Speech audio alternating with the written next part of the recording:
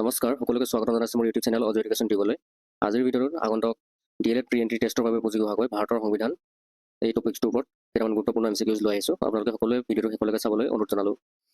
এই কুৱেশ্যনবোৰ খুবেই গুৰুত্বপূৰ্ণ হয়, গতিকে আহক ভিডিঅ'টো আমি আৰম্ভ কৰোঁ। কুৱেশ্যন নম্বৰ 1, তলৰ কোনখন সংবিধান অলিখিত? Which of the following constitution is unwritten? ইয়াত আছে অপশ্যন আমেৰিকাৰ সংবিধান, ভাৰতৰ সংবিধান, ইংলেণ্ডৰ সংবিধান, কানাডাৰ সংবিধান। ইয়াৰ শুদ্ধ উত্তৰটো হৈছে অপশ্যন চি, ইংলেণ্ডৰ সংবিধান। নেক্সট কুৱেশ্যন নম্বৰ 2, ভাৰতৰ সংবিধান কেতিয়া গৃহীত হৈছিল? When was the Constitution of India adopted? ভাৰতৰ সংবিধান কেতিয়া গৃহীত হৈছিল, কেতিয়া এডপ্ট কৰা হৈছিল? সেইটো হৈছে অপশ্যন হ'ব কোনটো? 1949 চনৰ 26 নৱেম্বৰ। অপশ্যন চি শুদ্ধ উত্তৰ। নেক্সট কুৱেশ্যন নম্বৰ 3, প্ৰস্তাৱনা কিমানতম সংশোধনীৰে সংযোজন কৰা হৈছিল? In which amendment preamble were added to the constitution? কিমানতম সংশোধনীৰে সংযোজন কৰা হৈছিল প্ৰস্তাৱনাক? মূল সংবিধানত প্ৰস্তাৱনা নাছিল, কিমানতম সংশোধনীৰে সংযোজন কৰা হৈছিল? অপশ্যন কোনটো হ'ব? 42 আছে, 48, 50 আছে, 44। কোনটো হ'ব শুদ্ধ উত্তৰ? ইয়াৰ শুদ্ধ উত্তৰটো হ'ব অপশ্যন এ, 42তম সংশোধন। আৰু 42তম সংশোধন এমেণ্ডমেণ্ট 42nd এমেণ্ডমেণ্ট কেতিয়া হৈছিল? 42nd এমেণ্ডমেণ্ট হৈছিল 1976 চনত, 1974 চনত 42nd এমেণ্ডমেণ্ট হৈছিল।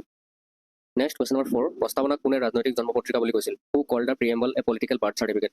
প্ৰস্তাৱনাক ৰাজনৈতিক জন্ম পত্ৰিকা বুলি কোনে কৈছিল? অপশ্যন চি, KM মুন্সিয়ে কৈছিল। নেক্সট কুৱেশ্যন নম্বৰ 5, সংবিধানৰ খচৰা সমিতিৰ সভাপতি কোন আছিল? Who was the president of the drafting committee of the constitution? যি ড্ৰাফটিং কমিটি আছিল তাৰ সভাপতি কোন আছিল? Jawaharlal Nehru, Radha Gopalachari, doctor BR Ambedkar, KM Munshi. ইয়াৰ শুদ্ধ উত্তৰটো হ'ব option C, BR Ambedkar. Next question number 6, সংবিধান সভাৰ সভাপতি কোন আছিল? Who was the president of the constituent assembly? সংবিধান সভাৰ সভাপতি কোন আছিল? মহাত্মা গান্ধী, জৱাহৰলাল নেহৰু, BR আম্বেদকাৰ, ডক্টৰ ৰাজেন্দ্ৰ প্ৰসাদ। ইয়াৰ শুদ্ধ অপশ্যন কোনটো হ'ব? Option D, doctor Rajendra Prasad. Next question number 7, সংবিধানৰ খচৰা সমিতিত কিমানজন সদস্য আছিল? How many members were in the constitution drafting committee? যিটো ড্ৰাফটিং কমিটি আছিল তাত কিমানজন সদস্য আছিল? 7জন, 10জন, 12জন, 5জন। ইয়াৰ শুদ্ধ উত্তৰটো হ'ব অপশ্যন এ, 7জন। নেক্সট, সংবিধানৰ কিমানতম সংশোধনীৰ যোগেদি সমাজবাদ আৰু ধৰ্ম নিৰপেক্ষ শব্দকেইটা সংযোজন কৰা হৈছিল? এই সমাজবাদ আৰু ধৰ্ম নিৰপেক্ষ তাৰমানে ছ'চিয়েলিজম এণ্ড ছেকুলাৰিজম, এই টাৰ্মছ দুটা কিমানতম সংশোধনীৰ জৰিয়তে সংযোজন কৰা হৈছিল? ইয়াৰ শুদ্ধ উত্তৰটো হ'ব অপশ্যন এ, 42তম। 42nd এমেণ্ডমেণ্টত এই ছ'চিয়েলিজম আৰু ছেকুলাৰিজম এই টাৰ্ম দুটা সংযোজন কৰা হৈছিল, এড কৰা হৈছিল। নেক্সট কুৱেশ্যন নম্বৰ 9, ভাৰতীয় মূল সংবিধানত কিমানটা অনুচ্ছেদ আছিল? যিটো মেইন অৰিজিনেল কনষ্টিটিউশ্যন যেতিয়া বনাইছিল সেই তেতিয়া কিমানটা অনুচ্ছেদ আছিল? অনুচ্ছেদ মানে আৰ্টিকলছ। তেতিয়া ফাৰ্ষ্ট সংবিধানখনত কিমানটা আৰ্টিকল আছিল? 395, 407, 410 আৰু 470। ইয়াৰ শুদ্ধ উত্তৰটো কি হ'ব? অপশ্যন এ, 395টা আৰ্টিকল আছিল প্ৰথম। আৰু এতিয়া কেইটা আছে?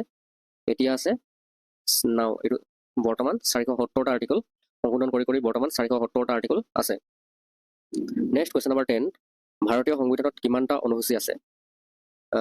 How many schedules are there, এইটো নহয়, how many schedules are there in the constitution of India? ভাৰতীয় সংবিধানত কিমানটা অনুসূচী আছে বৰ্তমান? 10, 11, 12, 15 কিমানটা আছে? ইয়াৰ শুদ্ধ উত্তৰটো হ'ব অপশ্যন চি, 12টা অনুসূচী আছে। নেক্সট, ভাৰতীয় সংবিধানত কেইটা অধ্যায় আছে? How many chapters are there in the constitution of India? বৰ্তমান ভাৰতীয় সংবিধানত কেইটা অধ্যায় আছে? 20, 24, 25, 22 কেইটা আছে? বৰ্তমান 22টা আছে। অপশ্যন ডি শুদ্ধ উত্তৰ। নেক্সট কুৱেশ্যন নম্বৰ 12, মূল সংবিধানত প্ৰথমতে মৌলিক অধিকাৰ কেইটা আছিল? How many fundamental rights were in the original constitution? প্ৰথমতে অৰিজিনেল কনষ্টিটিউশ্যনখনত কেইটা মৌলিক অধিকাৰ আছিল? 6টা, 7টা, 8টা, 9টা কেইটা আছিল? ইয়াৰ শুদ্ধ উত্তৰটো হ'ব 7টা। মৌলিক অধিকাৰ 7টা আছিল। প্ৰথমে সংবিধানখনত মৌলিক অধিকাৰ কেইটা আছিল? 7টা আছিল। বৰ্তমান 7টা নাই, বৰ্তমান কেইটা আছে? নাও এতিয়া 6টা আছে। এতিয়া বৰ্তমান এটা নাইকিয়া কৰি দিয়া হৈছে। এই যিটা 6টা আছে সেইকেইটা হৈছে সমতাৰ অধিকাৰ, স্বাধীনতাৰ অধিকাৰ, শোষণৰ বিৰুদ্ধে অধিকাৰ, ধৰ্মৰ স্বাধীনতাৰ অধিকাৰ, সাংস্কৃতিক আৰু শৈক্ষিক অধিকাৰ আৰু সাংবিধানিক প্ৰতিকাৰৰ অধিকাৰ। এই 6টা বৰ্তমান আছে আৰু এটা উঠাই দিয়া হৈছে। কি উঠাই দিয়া হৈছে সেইটো আমি পিছৰ প্ৰশ্নত আমি পাই যাম। নেক্সট কুৱেশ্যন নম্বৰ 13, কোনটো অধিকাৰ সংবিধানৰ পৰা বিলোপ কৰা হৈছে? এইটো 7 নম্বৰ যি অধিকাৰ সংবিধানৰ পৰা বিলোপ কৰা হৈছে সেই অধিকাৰটো কোনটো হয়? জিৰণিৰ অধিকাৰ, কাম কৰাৰ অধিকাৰ, সম্পত্তিৰ অধিকাৰ, ধৰ্মীয় অধিকাৰ। কোনটো অধিকাৰ উঠাই দিয়া হৈছে? অপশ্যন চি, সম্পত্তিৰ অধিকাৰ, প্ৰপাৰ্টি ৰাইট টু প্ৰপাৰ্টি। এই অধিকাৰটো সংবিধানৰ পৰা উঠাই দিয়া হৈছে। আৰু কিমান এমেণ্ডমেণ্টত এইটো হেৰি কৰা হৈছে? 44th এমেণ্ডমেণ্টত, 44তম সংশোধনত এই সম্পত্তিৰ অধিকাৰটো উঠাই দিয়া হৈছিলে। 44তম সংশোধন কেতিয়া হৈছিল? 1978 চনত হৈছিল। কিমান চনত হৈছিল? 1978 চনত হৈছিল। নেক্সট কুৱেশ্যন নম্বৰ 14, কিমানতম সংশোধনীৰ যোগেদি ধৰ্ম নিৰপেক্ষ শব্দটো প্ৰস্তাৱনাত সংযোজন কৰা হয়? এই যি ছেকুলাৰিজম, সেকুলাৰ টাৰ্মছটো প্ৰস্তাৱনাত কিমানতম সংশোধনীত এইটো সংযোজন কৰা হৈছিল প্ৰস্তাৱনাত ইয়াৰ শুদ্ধ উত্তৰটো হ'ব অপশ্যন এ 42nd এমেণ্ডমেণ্টত নেক্সট কুৱেশ্যন নম্বৰ 15 কিমানতম সংশোধনীৰ যোগেদি সমাজবাদ শব্দটো প্ৰস্তাৱনাত সংযোজন কৰা হয় in which amendment the word socialism ৱাৰ্ড এডেড টু দ্য প্ৰিএম্বল ইয়াৰ শুদ্ধ উত্তৰটো হ'ব অপশ্যন বি 42nd এমেণ্ডমেণ্ট এই 42nd এমেণ্ডমেণ্টত ভালেমান বিষয় সংশোধন কৰা হৈছিল সেইকাৰণে 42nd এমেণ্ডমেণ্টটো এই 42তম যি সংশোধন এই 42nd এমেণ্ডমেণ্টটো মিনি কনষ্টিটিউশ্যন বুলি কোৱা হয়